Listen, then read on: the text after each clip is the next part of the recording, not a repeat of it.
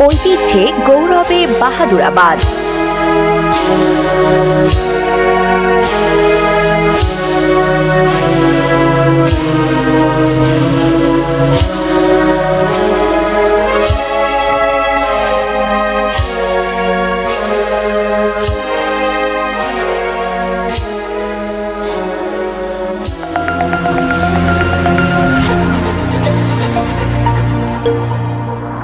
বাহাদুরাবাদ নামটির সাথে ইতিহাসের নানা স্মৃতি জড়িয়ে থাকলেও কিংবা একটি সমৃদ্ধ জনপদ হওয়া সত্ত্বেও মাত্র অর্ধশত বছরের ব্যবধানে কিভাবে ফিকে হয়ে গেল এই অঞ্চলের সমৃদ্ধির গল্প, সে প্রশ্নের উত্তর আমরা জানার চেষ্টা করব।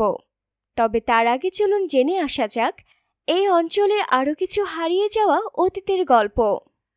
মুক্তিযুদ্ধে অপারেশন বাহাদুরাবাদ ঘাট অনন্য জায়গা দখল করে আছে ইতিহাসে। বাহাদুরাবাদ ঘাটে অভিযান পরিচালনা করেছিল মেজর জিয়াউর রহমানের নেতৃত্বে পরিচালিত বাহিনী জেড ফোর্স। 1971 সালের জুলাই মাসের দিকে জেড ফোর্সের অধিনায়ক মেজর জিয়াউর রহমান তার অধীনস্থ 3টি ব্যাটালিয়নকে 3টি অপারেশনে পাঠান। সেগুলো হচ্ছে বাহাদুরাবাদ ঘাট, নকশি বিওপি ও কামালপুর।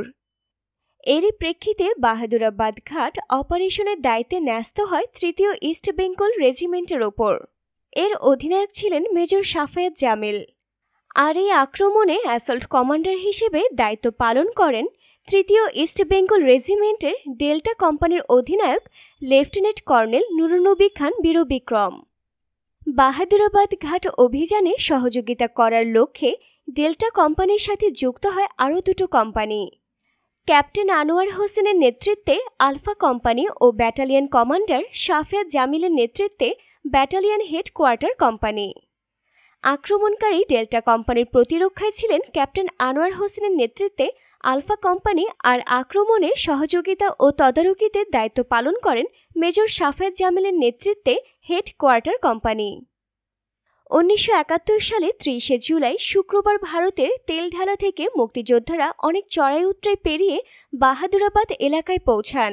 তাদের গাইড করেছিলেন এফএফ কোম্পানির প্লাটুন কমান্ডার লুৎফর রহমান ও আব্দুল কাদের সহ বেশ কয়েকজন মুক্তিযোদ্ধা। অপরদিকে বাহাদুরাবাদ ঘাটে অবস্থান নিয়েছিল পাকিস্তান বাহিনীর 31 বালুচ রেজিমেন্টের এক কোম্পানি প্যারামিলিটারি রেঞ্জার্স। 31শে জুলাই ভোররাতে এই যুদ্ধে মুক্তিযোদ্ধাদের আকস্মিক আক্রমণে কোনো প্রতিরোধের সুযোগই পায়নি পাকিস্তানি বাহিনী। তীব্র আক্রমণে পরাজিত হয় তারা। সফল হয় বাহাদুরাবাদ অভিযান। মুক্তিযোদ্ধাদের মধ্যে শুধুমাত্র সুবেদার ভুলু মিয়া আহত হন। অভিযানের পরপরই মুক্তিযোদ্ধারা পার্শ্ববর্তী মদনের চরে দেলোয়ার মাস্টারের সহযোগিতায় নিজেদের নিরাপদ প্রস্থান নিশ্চিত করতে সমর্থ হন। মুক্তিযোদ্ধারা বাহাদুরাবাদ ঘাট অপারেশনে সফল হলেও একই সাথে আক্রমণ করা কামালপুর ও নকশি বিওপিতে বিপর্যয়ের সম্মুখীন হয়েছিলেন।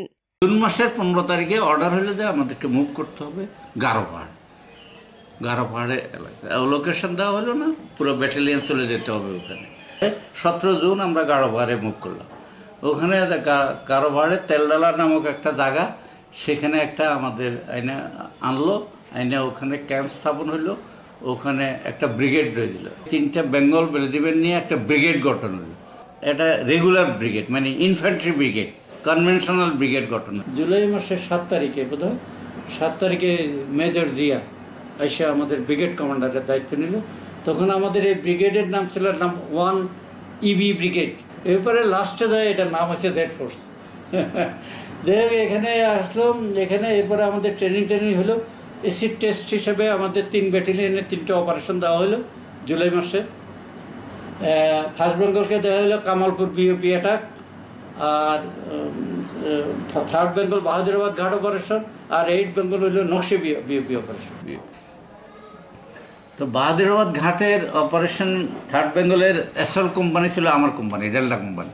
আমার দায়িত্ব পড়লো ঘাটের উপর আক্রমণ করা, অ্যাসল্ট করা, ফুল ফ্লেজেড অ্যাসল্ট করে ওটাকে করা।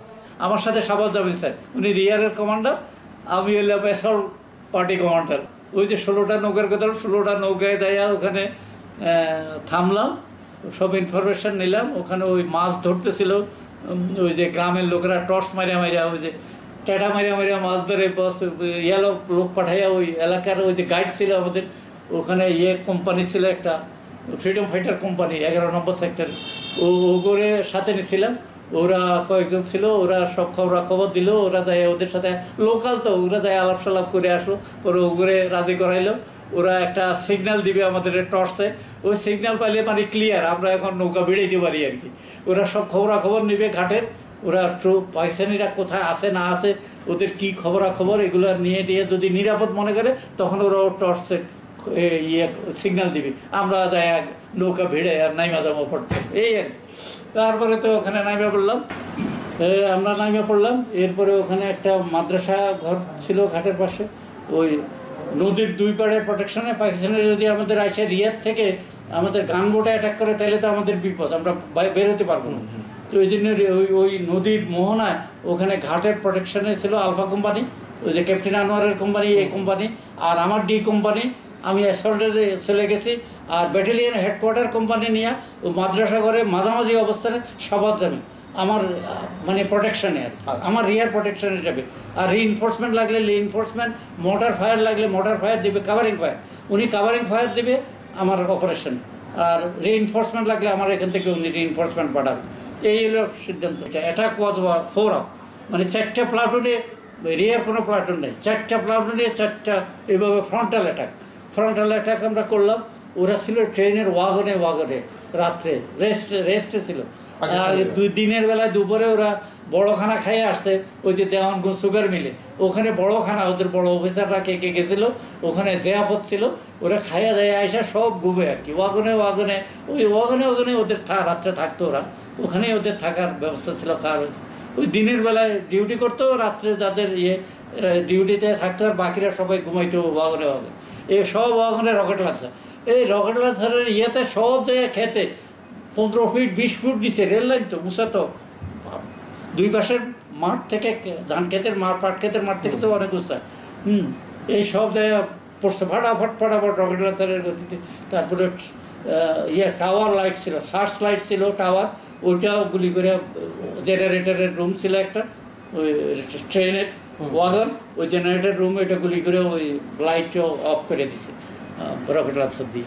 এইভাবে আমরা এটাকে ঘাটে ছিল বড় জাহাজ, ফেরি নৌকা, ট্রেন পারাপার হইতো তো ফেরিতে, ট্রেনের ওয়াগন পারাপার হইতো এই পার থেকে ওই পারে। ওই দিনাজপুরের ট্রেন, রংপুরের ট্রেন, সান্তাহারের ট্রেন, রাজশাহীর ট্রেন, এইভাবে যাইতো এরা এখান দিয়ে। রাজশাহী সব ট্রেন, খুলনা, এই সব ট্রেন এখান দিয়ে পার হইতো। ওই ট্রেনগুলো ওয়াগন ওই ফেরিতে করে পারাপার হইতো, ওই পারে যাই ওরা। তো ওইগুলো দিলাম রকেট লঞ্চার দিয়া টিয়ে কইরা। এরপরে এরা কয়েকজন বাইসা ছিল, ওরা নদীর পাড় দিয়া দৌড়াইয়া পালাইছে পাকিস্তানিরা, কয়েকজন বাইসা ছিল পালাইছে। আর গানবোট ছিল 2টা, ওই গানবোটও ভয়ে ওরা সিরাজগঞ্জের দিকে চলে গেছে ঘাট সাইডা। আর করার ফাইট দেওয়ার মতো ক্যাপাবিলিটি ওদের ছিল না, ট্রুপস নাই তো, সবগুলো ঘুমের মধ্যে ছিল সব। আচ্ছা, এইভাবে ঘাট দখল করলাম, দখল করে আনন্দ উল্লাস করলাম। তারপরে আমার ট্রুপস তো মহা খুশি, তারা এর মধ্যে আমার এক প্লাটুন কমান্ডার গুলি খেয়েছে, ও ধাওয়া করতে গেছে, ও করে ওই এইভাবে গুলি করছে, বুক দিয়ে গুলি করে পিঠ দিয়ে বাইরিস, ওরে আবার পিছনে পাঠাইলাম সুবেদার বুলু মিয়া, বীর বিক্রম উপাধি। এইভাবে অপারেশনটা শেষ হলো। এরপরে সিগন্যাল দিল সাবাদ জামিল স্যার, এখন উইথড্র করতে হবে, উইথড্র করে ওনার পজিশনে যাইতে হবে, সবাই জানাতে তাড়াতাড়ি তোমরা চলো। এরপরে উইথড্র করে ওই সাবাদ জামিল মাদ্রাসা ঘরের ওখানে আসলাম। এর মধ্যে দেখলাম যে পাকিস্তানি তো হেলিকপ্টার আইসা পড়বে, আমাদের এই ফাঁকে আমরা নদী ক্রস করে হাইড আউটে যাইতে হবে। এরপরে নৌকার মাঝিরা তো জানে কোথায় কোথায় নিয়ে গেলে নিরাপদ জায়গায় যাইতে হবে, ওরা নিয়ে গেল সব চরের ভিতর দিয়ে, এইসব শাখা নদী, এই খালে নদীর শাখা নদীতে নিয়ে মদনেশ্বর করে একটা জায়গা, ওখানে নিয়ে গেল আমাদের। বাহাদুরাবাদ ঘাটে মুক্তিযোদ্ধাদের এই অভিযানের পর মুক্তিযুদ্ধ শেষ হওয়ার আগে বাহাদুরাবাদ ঘাট আর সচল করা যায়নি। স্বাধীনতার পরবর্তী সময়ে ঘাট পুনরায় চালু করা হলেও দ্রুতই তীব্র নদী ভাঙ্গনের শিকার হয় এই ঘাট এবং এর চারপাশের বিস্তীর্ণ এলাকা, যার ফলে থেমে যায় ঘাট কেন্দ্রিক যোগাযোগ ও অর্থনৈতিক কার্যক্রম। নদীর গর্ভে হারিয়ে যায় সব ধরনের অবকাঠামো, সেই সাথে থমকে যায় বাহাদুরাবাদ অঞ্চলের সমৃদ্ধ ইতিহাস।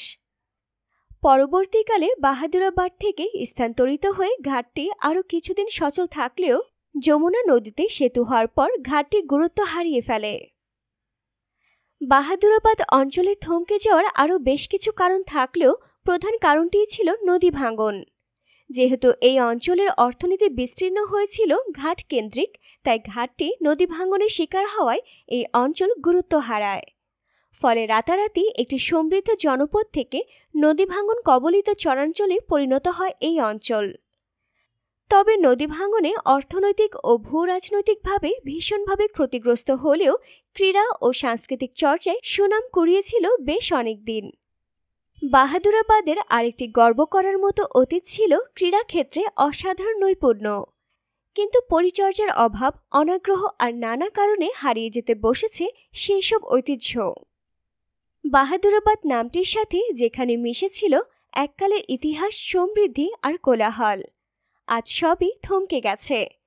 এইভাবে ইতিহাসে হারিয়ে যায় হাজারো জনপদ, হাজারো কোলাহল আর ব্যস্ততা, প্রকৃতির অমোঘ নিয়মে। একদিন বাহাদুরাবাদ হয়তো ফিরে পাবে তার ঐতিহ্য, একদিন আবারও ফিরবে এখানে রেল। সেই প্রত্যাশায় এই অঞ্চলের হাজারো মানুষ।